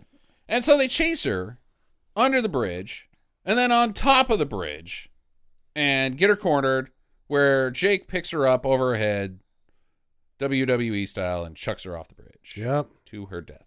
She dies. Doesn't make it. Can the movie start now? I mean, I think this is when the movie starts. I wrote down we stopped at 100 or 1 hour, it's exactly 60 minutes, and I said the movie's starting here. I was wrong. Damn it. No. And they throw her wedding dress down to where her body is. Oh, well. Insult to injury. Sort of. This is your stuff. Here you go. Well, like- I mean, shit. They could have left it in the fucking box. They could have done what they really wanted to do with it. Wear it. Wear it. Who's getting married? Yeah. It's me, Joe- Razor Yeah, Blade. Joe Discapo, whose name in the film is Fargo. Oh. Okay. I'm so tough, I'm named after North Dakota. Yeah, right. The toughest town in North Dakota. Isn't it the only town in North Dakota? Yeah, two. Yeah, so Vince has finally had it. He's like, fuck it, I'm out of here. You're a dick, Jake. I hate you. You didn't need to do that. I just wanted to pal around with you guys to make some extra money on the side while selling coke. Sure. Now you're murderers. Yeah. Cool. Now I'm accomplice. So he's like, fuck you, I'm out of here. He snaps. And he goes to Heather in the hospital. He snapped. You can't take it anymore. Yeah, he's like, I'm sorry. I didn't mean to do you. I love you. It's not cool on In a my different part. world. We could have been farmers like the dead chick and her boyfriend. Right. We're going to be out of high school because you can do that. Yeah, they were going to be farmers. Question mark. That's pretty weird while I'm giving my ipso facto monologue. Well, and then he was like, I didn't mean to rape you. It just happened so fast. Yeah. He was getting slapped a lot. They pulled his pants down and were like, do it. And they pushed him on her. Whoa. Brenda walks in, hearing... It's not my fault. They did it for me. No, it's still your fault. Yeah, it's still your fault, buddy. Brenda walks in, hearing Vince's confession, and she chases him off. But then she goes home and takes a bath. Boobs. This is...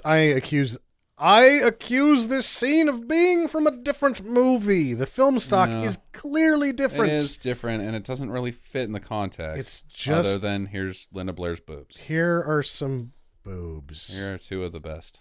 Here they are. Yeah. And I had given up completely. I'm writing notes. I didn't think she was going to get and them then out. you said something. I was like, oh, yep, there they are. Still looking good. Oh, that's why we brought her into this film. Yeah. Even though we had to get it from another film, possibly. Possibly. Or we shot it later because, like, we filmed the whole thing, and then 6 months later, we were like, oh. Shit. Whoops. We forgot the main thing. And she's like, I don't care. I got paid the extra anyway. I'm not doing anything. You guys want to shoot a bathtub scene? She's like, I'm already in the bath. Come over. Yeah. And then they just ran over there with a CP16 and got it on 16 millimeter and called it good. Like 17 times they filmed that. I'm sorry, Linda. Cut. Start over. Slow track into the boobs again. 17 takes it took. Yep. There all night.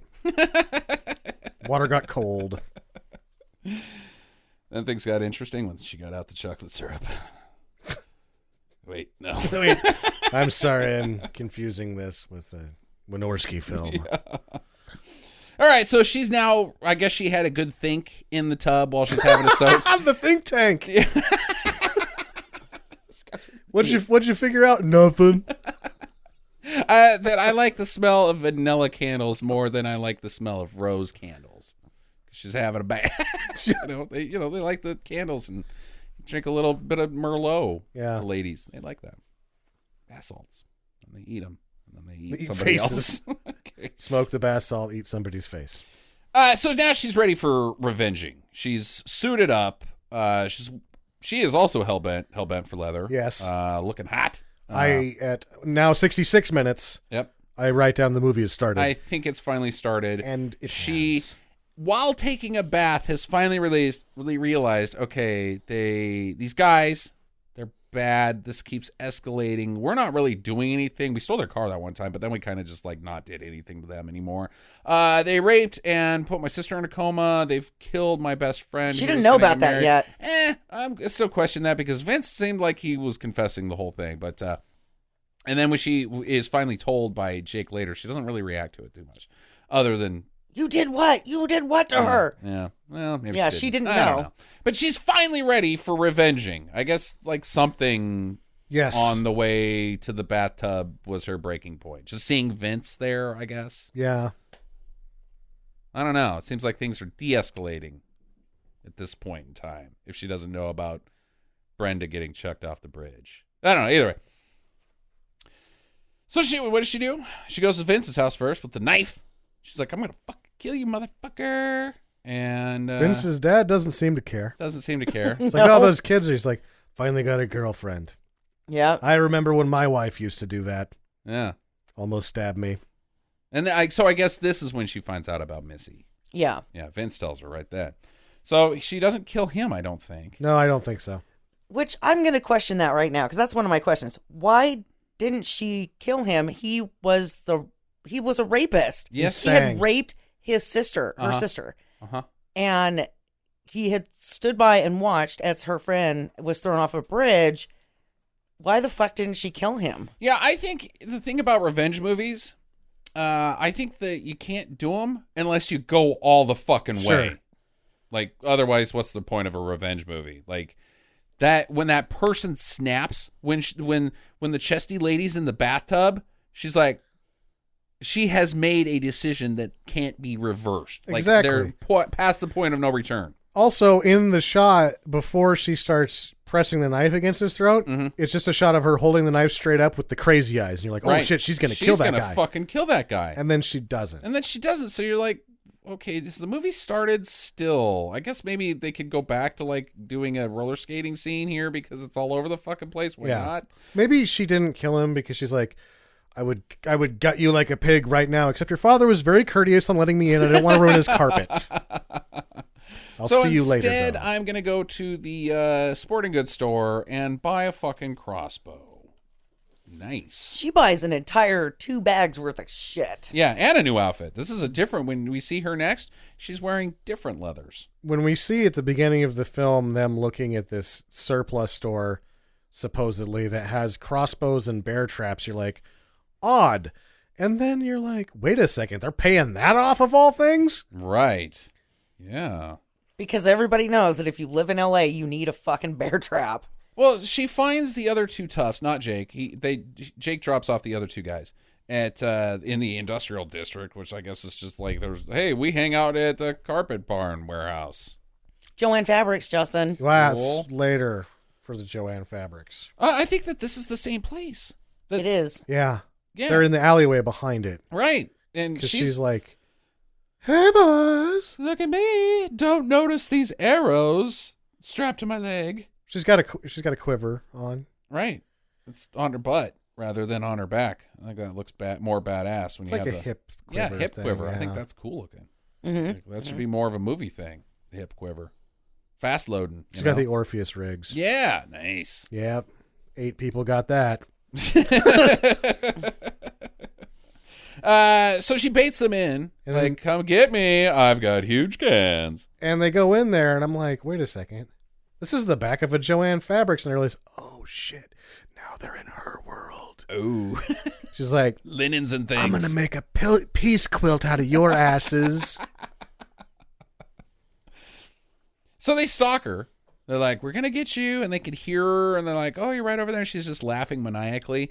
And then Fargo walks up to a tape machine that she has spent some time recording herself laughing maniacally so that she can play this into a sort of trap. Because it's not even a trap. He finds this. It's a decoy. It's a decoy. He's like, it's a trap. And then somebody's like, that's a decoy, stupid. Yeah, because she then just comes around the corner And it's like, I'm right here, just down the end of this other row of carpet. He's like, I'm gonna rape you. And he confesses, too. Yeah. He's like, here's what we did. And she's like, I already know. Yeah. Why did I say that? We're past I'm not that. sure. Yeah. Oh my God, she's got a fucking bear trap. Yeah. A fucking bear trap. And he's like, huh. And he steps over the bear traps, and you're like, well, I guess those ones didn't work. Yeah, that's too bad. A bear trap? Who brings a bear trap to a knife fight? 2 of them. Yeah. Huh. How about that? But it doesn't take long after he steps over those bear traps to realize that the game is still afoot. He's like, I'm going to fuck you, bitch. And she's like, well, too bad you're not double jointed. Huh? Because you could then bend over and Kiss your ass goodbye. kiss your ass goodbye. Yep. And she shoots him with the fucking crossbow through the throat. Yeah, you're Oh like, my God, this is awesome. Nice. This is where shit starts to get real. one down. finally. Now she has also previously recorded sex sounds into the thing, like, oh, ooh. And the other guy's like, yeah, buddy, you're getting some. Where is that at? I want to get some too. He says, where's the pussy? Yeah. Where is it? And so he comes over and he sees her and she's like, I'm going to fucking shoot you like I shot your fucking friend right through the fucking throat, you fucker. And he's like, no, you're not. I'm out of here. And he trips over the fucking bear trap And into the bear trap. Both of them falls into them. You're like, oh, thank you for making it easier on me. She snatches his ass in a bear trap. And then she can't light her cigarette. This is awesome. It's so weird. She has like that, like, I'm tough. And I've just killed a couple guys post-sex cigarette. And you can, it's not an intentional thing. Like Right. you can see her face go, this is not working. But then she does some of the lone adult acting in her career and just finishes it out anyway. Yeah, goes all the way. Oh, I think that this was on purpose. Okay, we'll discuss that because I know exactly what you're talking about when we get there in a okay. second. Anyway, she can't light her cigarette. Elsewhere, Jake finds Vince leaving town. Vince is on the run now. He's like, these guys are going to kill me because I've gone away from them and betrayed them or whatever. And so Jake runs his ass over, and Vince is dead. So He's just dead. yeah, all right. Then he goes back to the carpet barn to meet up with his boys, I guess, and opens the door, and they're fucking dead as shit. Arrowed in throat, 2 bear traps, one on his head. Yeah, she's put them on display. Yeah. She's trophied these 2 guys. All of a sudden, you're like, whoa, that's a little weird. Crossed the line into crazy town. And he turns around, he's like, where are you? And then she fucking crossbows him in the thighs. 2 bolts right into the legs. Yep. Awesome. And we discussed this while we were watching it. I just want to make a quick point of it. They shoot him with the arrow. Obviously, he's got thigh pads on, and the arrow goes into his leg via the rope. Like, you string a rope from point A to point B, and you run the arrow along it into a soft pad so it hits where you want it to.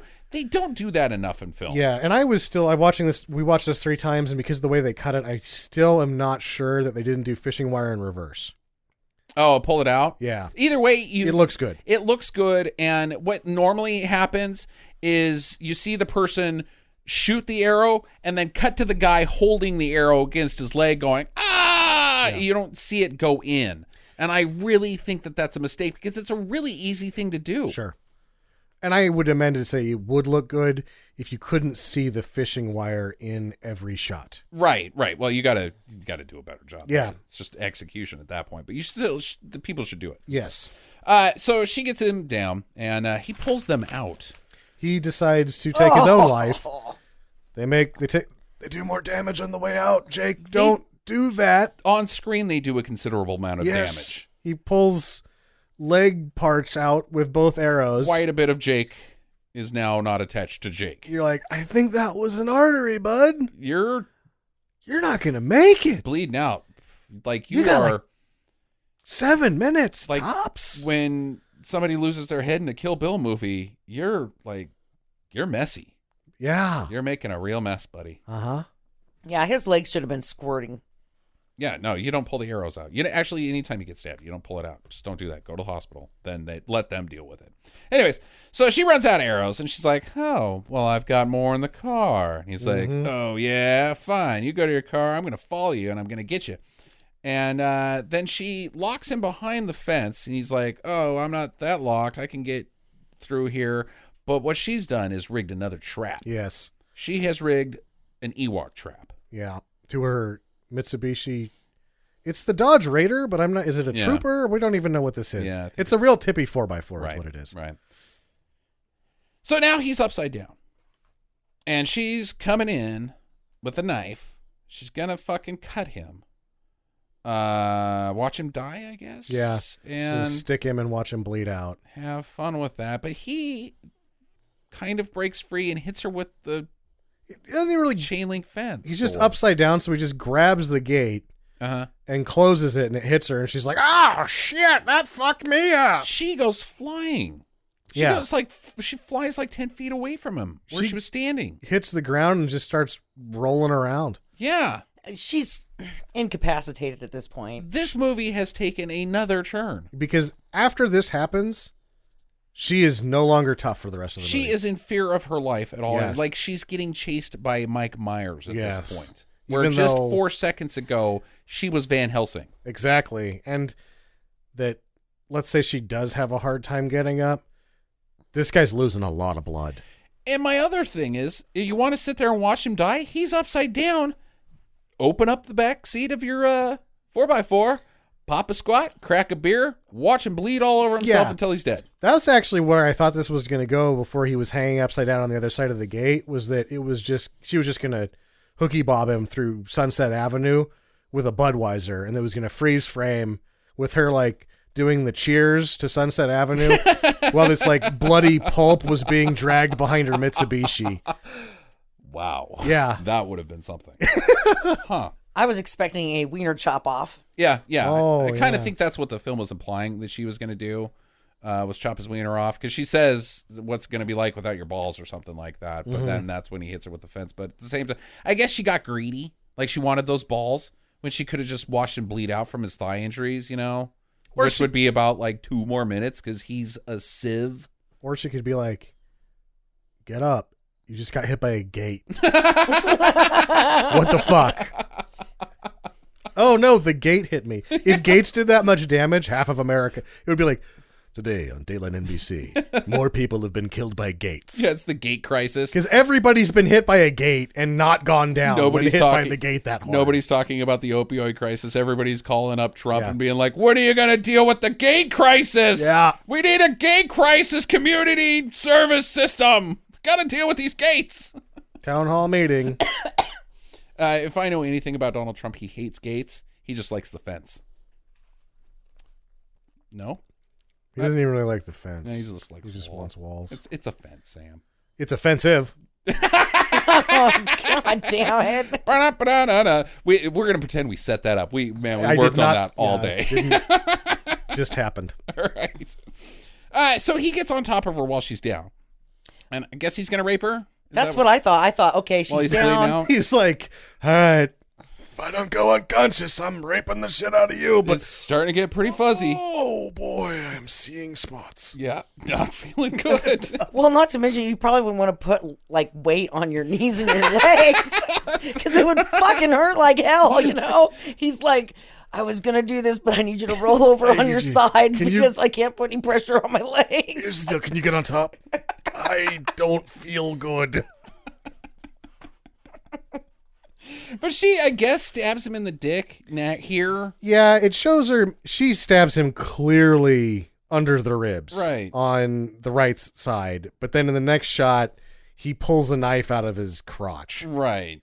I'm saying she got some balls. Well, They want us to think she got Yeah, balls. They doesn't just line didn't up, though. execute it. and then she runs away. He's got a knife in his dick. He's got 2 puncture wounds in his fucking arterial. What is that? The arterial artery? That's it. Yeah, that's the a technical artery. I'm Dr. Rosen. Rosen. It's a big one. Yeah. Prognosis: he's not going to make it. Yeah. So she runs away, breaks into a Sherwin-Williams, a paint store. Yeah, and he's like, "Now you're in my world."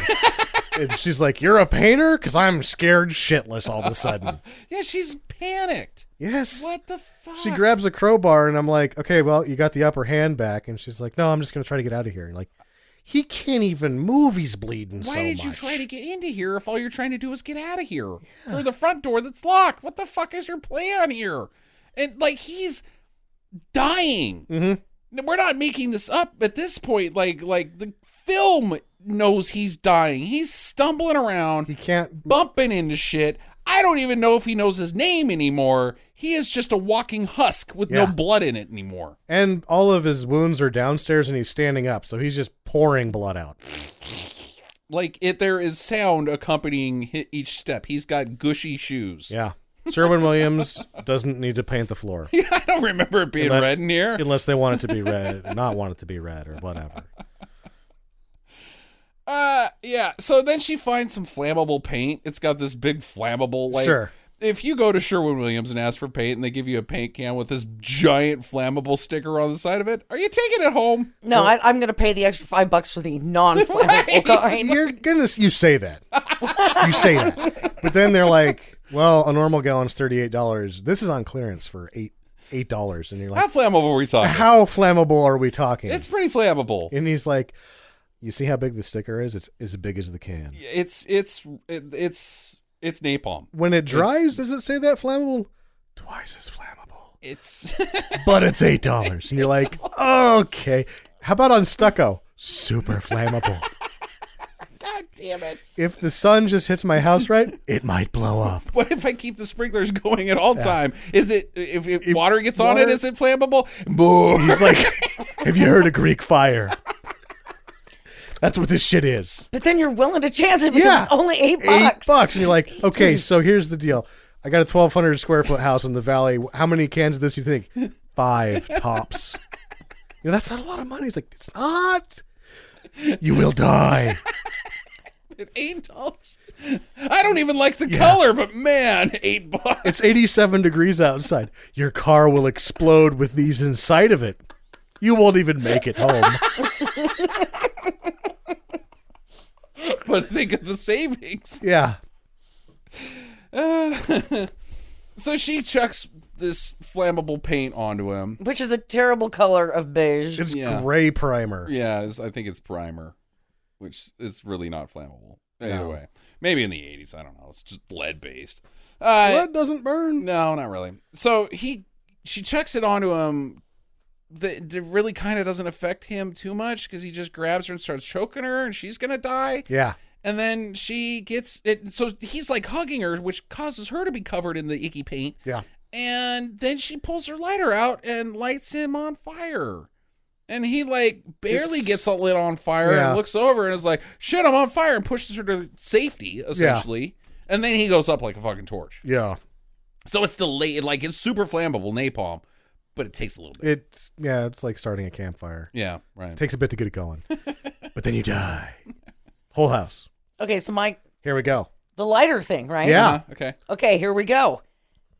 I think that it works that like was a charm set up. here. Okay. Because she had to click it a couple of times during this scene as well in order to get it to work. I don't think But everybody knows that if you have a cheap lighter, you shake that shit to get the fluid going again, and then it lights. It was a Bic. Right. See, I would agree with you. What difference does it make? But here's the problem with the shot earlier being a setup. Uh-huh. If it's a setup, there needs to be... She gets it on the third try. They got to roll around. Yeah, it needs to be way more tense. Like, God damn this lighter. Like, she's getting shook or like, oh, it's getting dark. It's snap, like... Snap, snap, finally gets it. In this, it's click, click, woof. He's on fire. It's no time at all. It just doesn't seem like they did. If you're right, they did a very poor job of establishment, even though they make a huge, like an entire scene about her failing to light a cigarette. I think that was unintentional and it just worked out at the end. And even then, it was like it got past the editor because he probably could have cut around a little bit more in there to make it seem like the lighter didn't work. She's struggling to get the lighter to work. Yeah. She does not struggle to get the lighter to work. He goes up like a fucking torch. Yeah. Well, then he turns into Leatherface too. So. Oh yeah. Yeah. Michael Myers mask almost. It's not. They needed to shoot it from another angle. Right. Always shoot the flaming guy from where you can't see his face. Let him fall through the glass backwards, I guess. Yeah. Hey, the cops show up. One cop shows up in this film an hour and a half late. And he's like, Yeah, this one's over already. I'm going to go back to real gang violence. Right. Oh, boy. Brings me to my first question. We're not done with the film. Oh. That's Postscript. Right. The ladies visit Missy's grave. Linda Blair's hair has gotten a lot smaller in this shot. And a different color, making me think this is definitely a callback. Oh, and Heather's out of the hospital now. So I guess nothing really happened with that. She looks fine. Yeah, she's walking around. No real interest. She got a scar on her face for where she was kicked. But that's about it. Yeah. Pregnant gal's still dead. Yep, she's dead. No more innocence. The song. Well, they're putting their bridesmaid bouquets on her grave. I pieced that together now. Good job, Jackie. Yeah, so that was her wedding day. Okay. Not too bad. She got married to being dead. Still. All right, Sam, what's your first question? Why are the cops completely absent until just the end? Well, again, I don't give a shit. They're doing bad things. These kids get arrested. This Jake and his gang aren't even in this movie because they're already fucking in prison for like bank robbery or like even shittier crimes. Liquor store? Like these guys would hold up a liquor store. Then they're idiots and they're gonna get fucking busted. And if you think that this is their first rodeo down the rape town, these guys are repeat offenders. Judge has already thrown them 3 times, 3 strikes, you're out. You're in the fucking pen now, buddy. No, they're not, because they're not constantly shooting at the police. Therefore, they're a low priority. Have you seen Colors? Small time crooks. These ones. They got their own. They are. You know why? Because some gal that can't do aerobics right kills all of them. The police show up at the end and are like, I was right. This one worked itself out. We don't have to worry about the scars because there was 4 of them and there's real gangs. I don't know, Sam. I think that the cops somebody finds a body in the LA River of a pregnant, I'm sorry to say this, white woman. I think there's a bigger stunk made about this than you're implying. She was Mexican. Yeah. Oh, shit. There you go. Okay. Good job, 1984's LAPD. Yep. We know what you're going to get up to in 8 years. They're not going to worry about the scars when they got the Bloods and the Crips to worry about. Yeah, right. So at the very end of the movie, her friends are like, Brenda's like, well, at least she knows that we serve justice. And her friends all look at her like, you fucking killed someone. And then they just mosey away. Okay. So it's my understanding at that point that like that's her friend saying, "Oh no, you crazy bitch." Yeah. And they're out. They are no longer part of these Satin girls because the Satin Satans because she took it one step too far. She fucking killed 4 people. Well, he killed her friend. I mean, yeah, but you think that they her off a bridge, dude. You would think that they would be a little more supportive of her, like, hey, I think you did the right thing. Fuck those guys. They would have killed somebody else. You know, like, just been like, hey, let me take you out for ice cream now, because that's what we do. We commit crimes and then go to ice cream. But no, they were just like, I can't believe we fucking killed those dudes. So you think the Red Satins were a phony gang, kind of like Vince and the other dude from the Scars? Like, they didn't really want to be tough guys. It was just the leaders that were the ones that were psychos. Those 3 were obviously doing it for the fashion. Right. Mm-hmm. They wanted those red jackets. Thank you. And if you bought them in bulk, you got a discount. Yep, there you go. Phony. This movie's about 2 phony gangs going head to head, and that's why there's so much other bullshit not happening. Is because it's not even a real gang revenge movie. Yeah. It's just Jake versus Brenda. Plus, at the end, when she's putting the flowers on the grave, she's given up on the gang, obviously, because she's wearing brown corduroy. That's right. So she's doing like a Mary Tyler Moore thing at that point. She's like, I got like a 9-to-5 thing with Ed Asner. Yeah. I'm 3 years older than you guys. You guys are still in junior high. Yeah. Rewrite the movie for me. Because, as we mentioned, it's not really a revenge movie, and it's not really a gang movie, and there's a whole lot of nothing happening for an entire hour where the plot doesn't start. So I want you guys to, we kind of flushed out some ideas during the podcast, but how would we change this? Deleting 45 minutes of it and still keeping it 90. I would bring in the Streetwise bar owner and John Vernon as larger characters that aid in the vigilante business towards the end to make it seem like the town's gotten out of control, but she's not just this lone vigilante. Like, street justice is a core to the community. Okay, you so find out at the end. Kind of like Death Wish, but where the town is supportive of Charles Bronson. Yeah, pretty much. And like maybe she deals with this gang, the revenge side of things a lot earlier, and now she's just a psychopath out to clean up the streets. Yeah. That sounds awesome to me. Or the, like, when the guy's working his way over rather than her using the paint that's flammable, like he's about to get her and all of a sudden John Vernon's standing behind him and he breaks an ice brick over his head and he's like, "It's no Berg, but it'll do." Jackie, what would be your idea? Delete 45 and replace it with something else. The whole front of it is a modeling career thing. Okay. Brenda is going to be a model? Well, they all are. Okay, all right. They're going to be a pack of models. Okay, so they're like the Spice Girls of modeling. Right. Sure. And one of them gets raped. Okay. All right. It can be the little sister, sure.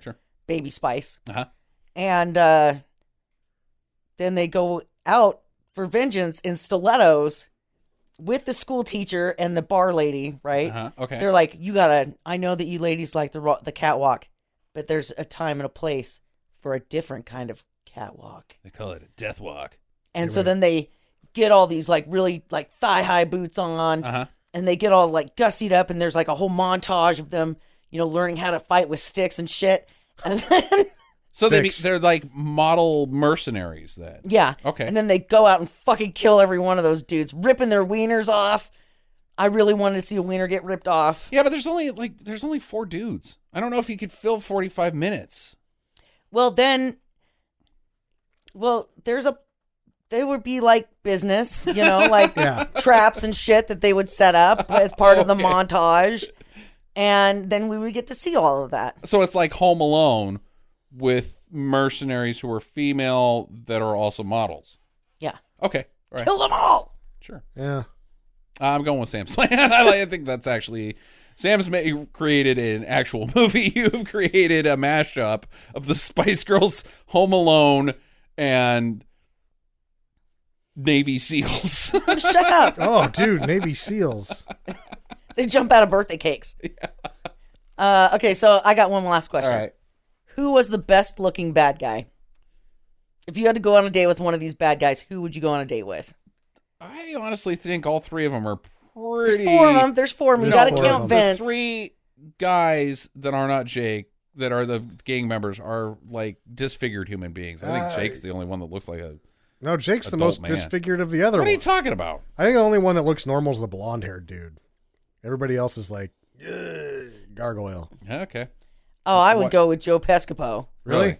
Yeah. Where are you going with this? Hair? Yeah, he's hairy man. I like hairy men. I just wanted to say that, so I had set it up as a question. All right. Of all the chesty ladies in this film, who would you go out with?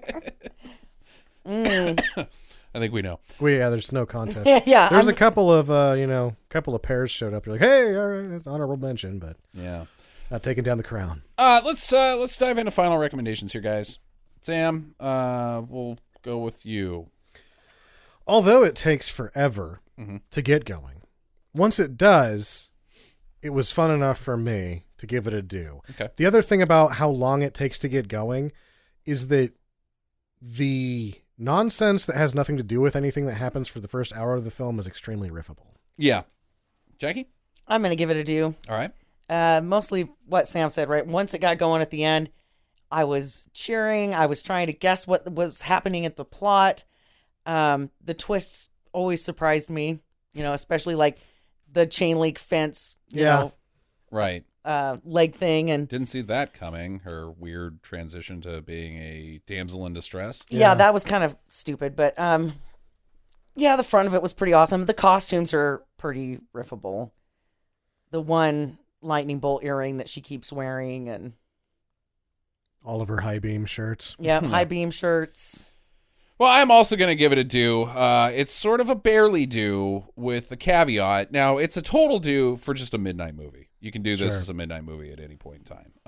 But I would not say that other than that, this is a rush out and watch. It is incredibly weird because it's one of the most conventional plots. It's a revenge movie. That's like 80% of movies. I mean, it's not a very uncommon weird plot, but there's so much weirdness in its commonness. You know what I mean? Like you've got this whole very bland, normal, common, you've got this ununique plot idea of revenge by a busty chick with arrows killing bad guys. But then it has all this other what the fuck is going on in this movie that makes it an even stronger do past the midnight movie. Sure. So it's not a hot piece of ass by any means. Because there's some pretty long, like, dude, can we get to where she goes nuts and kills everybody part? To bring back Deadbeat at Dawn, it kind of is the same way for me, where the end is like, holy fucking shit. It's not as holy fucking shit as Deadbeat at Dawn. No.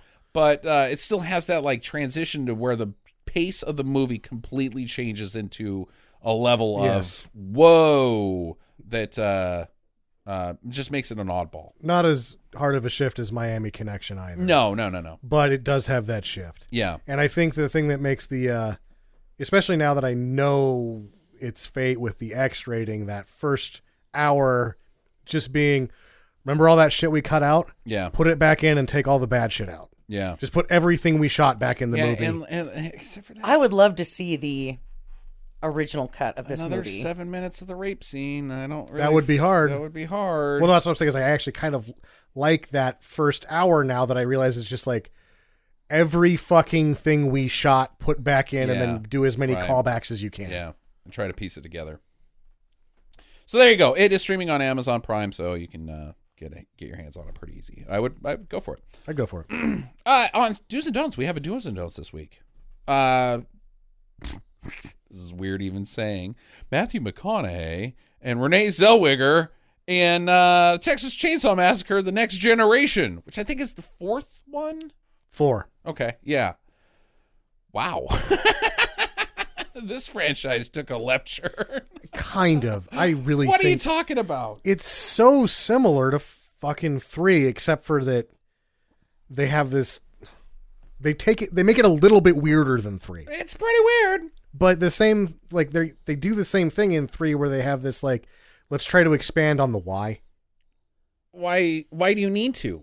That's what I don't really fucking care. You shouldn't, but I guess that's where, and I haven't seen 2 in so long, which a lot of people really say that 2 was the best one. Toby Hooper directed the second one as well. And that he thought that there was a lot of comedy in the first one that people didn't really notice because it was shot in such a manner that it seemed too creepy. I remember Jackie laughing pretty hard at one scene. Yeah. Like right out the gate. Yeah. So 2 is intentionally more of a dark comedy. And that 3 and 4 seem to hold on to a number of things that 2 does, but none of them do anything that 2 does as well. Well, it kind of seems fairly conventional in the beginning as far as like the hillbilly white trash psychopath murderers. You know, you get lost in the woods, they chase you into their house, and you think you're running into this dumpy fucking house for safety, and there is Leatherface inside because now he's with this family, and everybody's a psychopath, and everybody says weird things that make you even more. That's all fine and good as far as the Texas Chainsaw Massacre goes, because that's what essentially when you're a horror fan, that's what you're coming for, is the Rob Zombie type horror where you're in an inescapable situation from gross people. Dirt. Sure. Dirt has an aspect in the horror of it itself. They're dirty, icky human trash that society has thrown away or whatever. We don't need to go into their whys, and that's what I don't get about this film. But then this takes a turn into pretty paranormal shit. Like, I think that there's a man in black in it. Sort of like he's hired him to do something. But I think he might be a robot or an alien. Yeah, that's right. I said there may be a robot or an alien in a Texas Chainsaw Massacre movie. And he's got a weird tummy. Yeah. Yeah. It's like he's got a maze carved into his belly with 3 rings. 3 rings on it that never gets developed at all. He just shows up. I'm a rich guy that has a robot voice sometimes. And you're trapped in here, Renee Zellweger, with my minion who has a robot leg. A robot leg. And has been almost a character to this point. That's the other thing that's different about any of the other Texas Chainsaw family members up to now, is this guy's really getting turned into a character on his own. The robot guy or No, Matthew McConaughey. Oh, yeah. Right. Almost. Yeah, he's not like he's pulling away from Leatherface. Yeah, Vilmer is now this almost character. He gets like 85% of the way to becoming a character, but then he never makes it. Well, I'm going to be honest. There's only so much you can do with Leatherface. He doesn't really have anything to do. He doesn't have powers.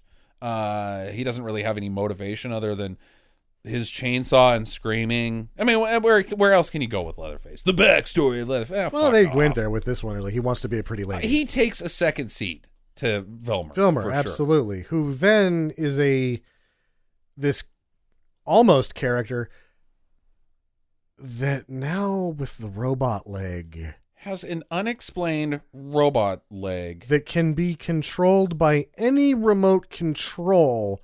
So he's not only killing people for the excitement or entertainment of this weird guy who shaved his sideburns all the way off and has a strange belly, but he's also stealing every remote in the entire county so that people can't fuck with his leg. Right, which seems like something that people would notice, like where are all the remotes going? And how do you steal all the remotes? I mean, that's like getting all the cats. He might have done that. There's an army of men working the streets every day who can't catch all the cats. You can't get all the remotes. No. There's too many remotes. Most people lost half of the remotes on their own before you even got there. I lost it in the sofa. I've lifted up the cushions. I know the remote's in there, and I can't find the fucking remote. That's what he shows up and he's like, all right. Let's get those cushions off that couch. Who are you? Why are you in my house? What? I am the remote collector. Oh, you're going to help me find... Hey, you found it. Wait, where are you going? That's mine. Well, and he does say, all right, in this movie. Uh-huh. Yeah. He snuck it in. Yeah, it's very bizarre. I hated this movie. Very dumb. Very badly acted. Pretty kind of boring. And dry, slow, tedious horror. The murders aren't fun. No. The weird guy twist at the end doesn't make any sense and is unclear. So it just all happens and you don't even really wonder why, because you just can't care by the end of it. You know what? Believe it or not, I'm going to give this one a 2. I think that this is an important historical bad movie.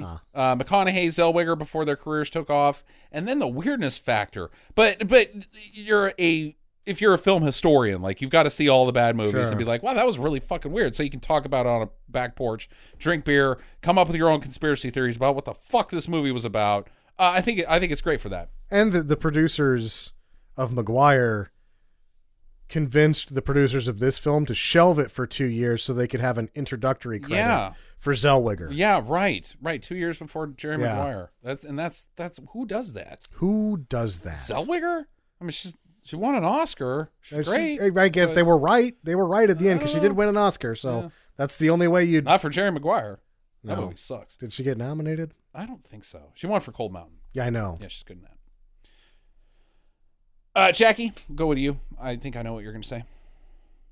Thanks, but I already gave my opinion.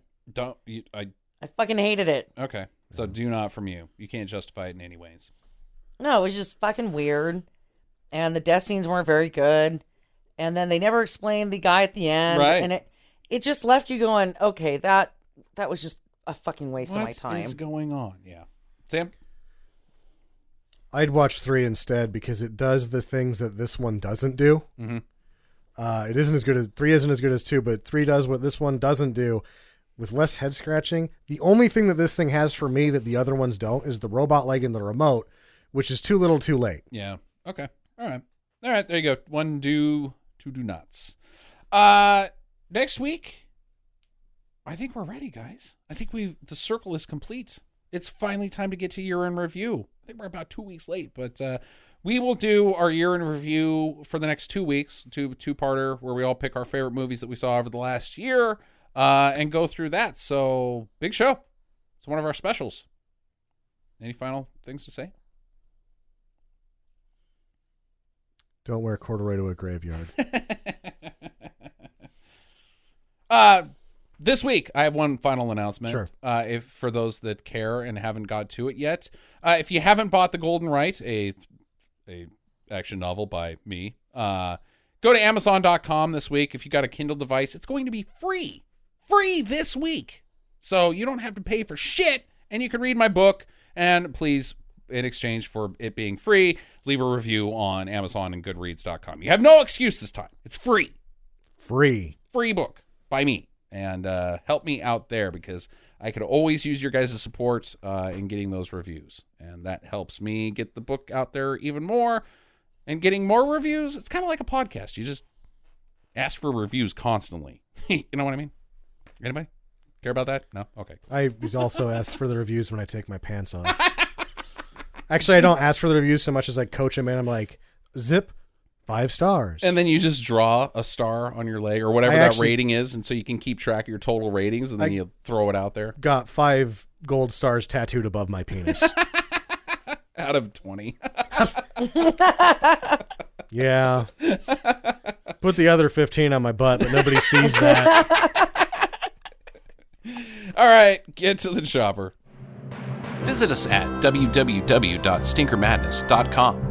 Follow Stinker Madness on Twitter at Stinker Madness. Please rate and review us on iTunes and Stitcher. Thank you for listening, and get to the chopper.